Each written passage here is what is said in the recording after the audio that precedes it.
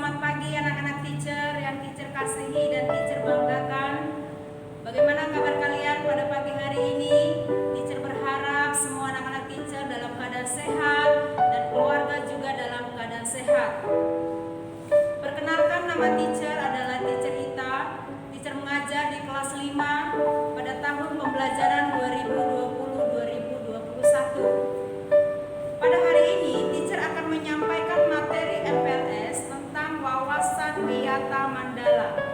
Nah, anak-anak teacher boleh menyimak penjelasan materi yang akan teacher jelaskan pada pagi hari ini. Peserta didik sekalian, mari kita masuk pada materi wawasan wiyata mandala. Ini adalah materi pokok yang harus disampaikan setiap MPLS di berbagai bidang.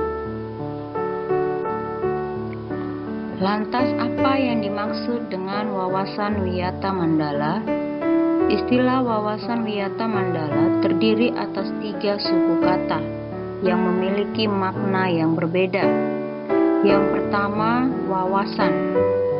Wawasan diartikan sebagai cara pandang atau penilaian terhadap sesuatu. Yang kedua, wiyata adalah pendidikan. Dan yang ketiga, mandala adalah lingkungan.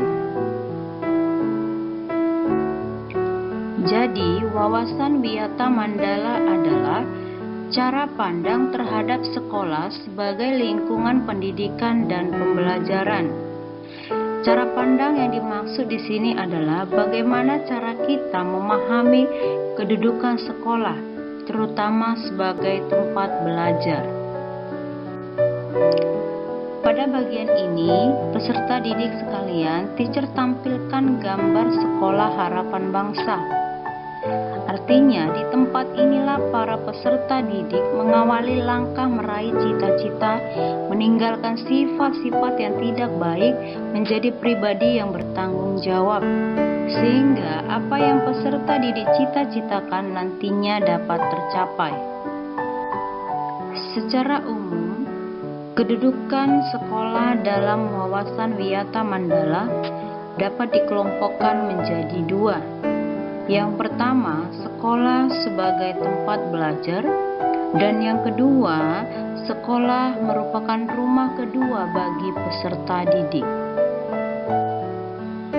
Sekolah sebagai tempat belajar. Yang pertama, sekolah merupakan tempat untuk melaksanakan kegiatan belajar mengajar. Seperti yang kita ketahui bersama bahwa sekolah merupakan tempat berlangsungnya kegiatan belajar mengajar yang merupakan inti dari proses pendidikan. Melalui kegiatan belajar mengajar, peserta didik diharapkan memiliki pengetahuan, keterampilan, serta sikap yang berguna bagi kehidupannya, baik di masa kini maupun di masa yang akan datang. Selanjutnya, di sekolah, guru dan peserta didik sebagai sumber pembelajar. Hal ini berarti bahwa guru dan peserta didik merupakan aktor utama dalam kegiatan pembelajaran.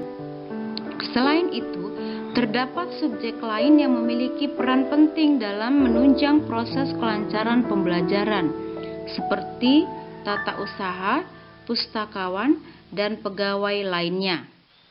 Yang ketiga, sekolah terdapat kurikulum yang di dalam pelaksanaannya diwujudkan dalam berbagai mata pelajaran yang diajarkan oleh guru. Sumber belajar berupa buku pelajaran dan tentunya juga para teacher-teacher, serta sarana dan prasarana penunjang pembelajaran seperti ruang kelas dan perpustakaan. Dan yang terakhir, terdapat aturan baik yang bersifat akademis maupun yang mengatur mengenai perilaku warga sekolah. Peraturan akademis contohnya adalah bagaimana peserta didik untuk memperoleh nilai, yakni dengan mengikuti pembelajaran, mengerjakan tugas-tugas, serta mengikuti kegiatan ulangan. Sedangkan yang mengatur tentang perilaku warga sekolah di Sekolah Harapan Bangsa dituangkan dalam bentuk tata tertib sekolah, yang di dalamnya mengatur ketentuan mengenai seragam, perbuatan yang dilarang, serta sanksi atas pelanggaran tata tertib tersebut.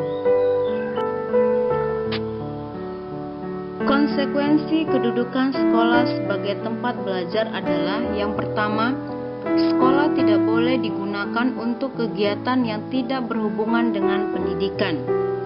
Contohnya seperti konser musik ataupun kegiatan partai politik.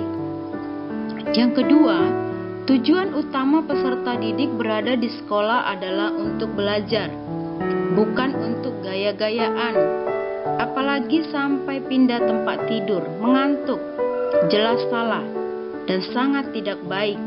Maka itu, peserta didik harus memiliki niat yang tulus setiap berangkat dari rumah, bahwa tujuan berangkat ke sekolah adalah belajar. Ini penting untuk menangkal rasa malas serta pengaruh lainnya dalam belajar. Yang ketiga, setiap warga sekolah harus mematuhi peraturan yang berlaku di sekolah.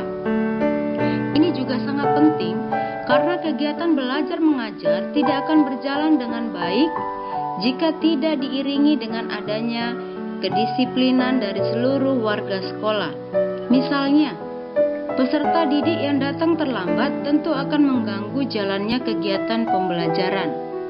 Dan yang terakhir, yang keempat adalah setiap warga sekolah harus mampu menunjukkan karakter warga terdidik, baik di dalam maupun di luar sekolah. Maksudnya di sini adalah bahwa setiap warga sekolah diharapkan dapat memberikan teladan sikap maupun perbuatan yang baik bagi sesama warga sekolah maupun masyarakat pada umumnya.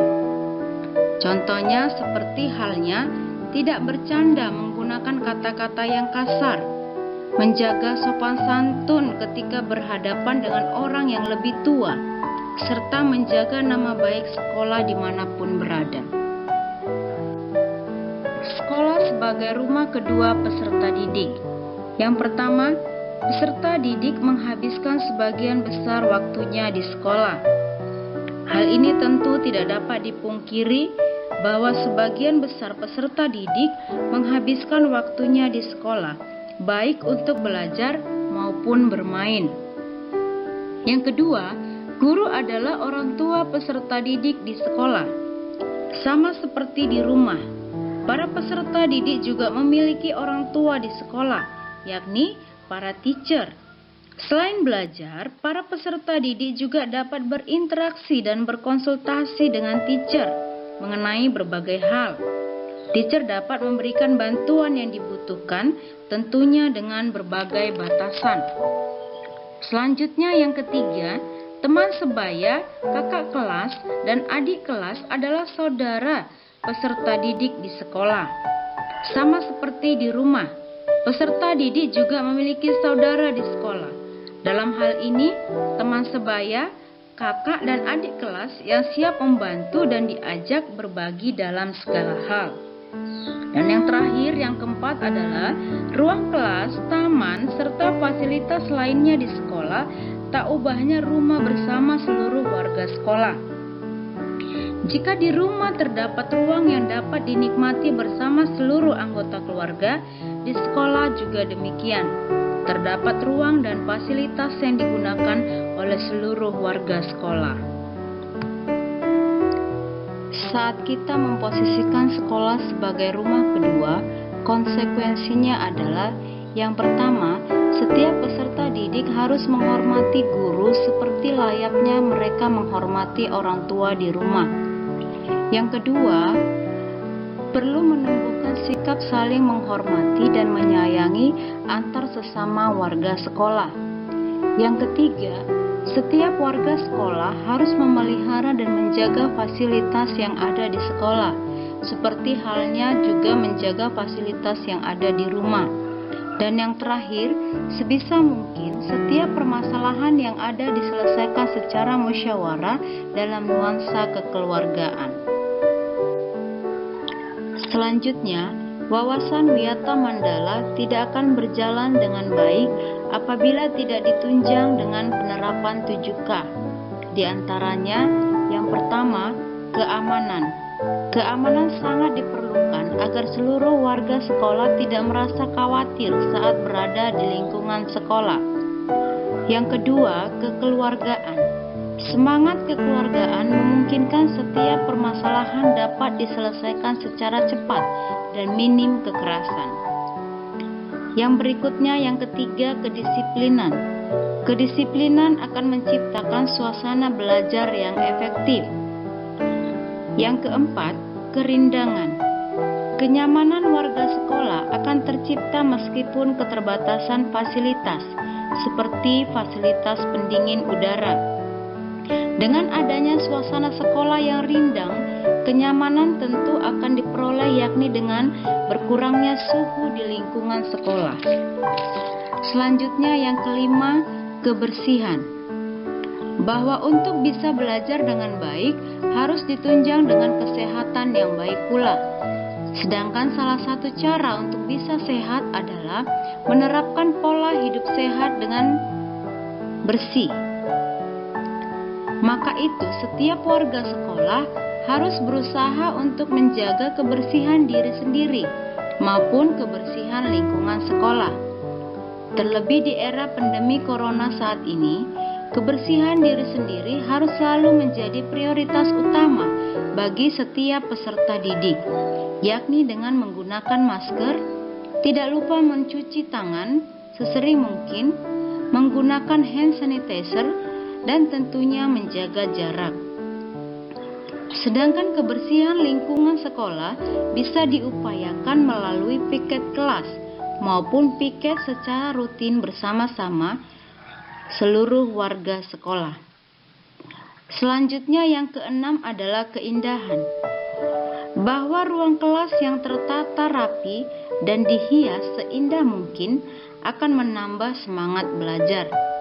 Dan yang terakhir, ketertiban.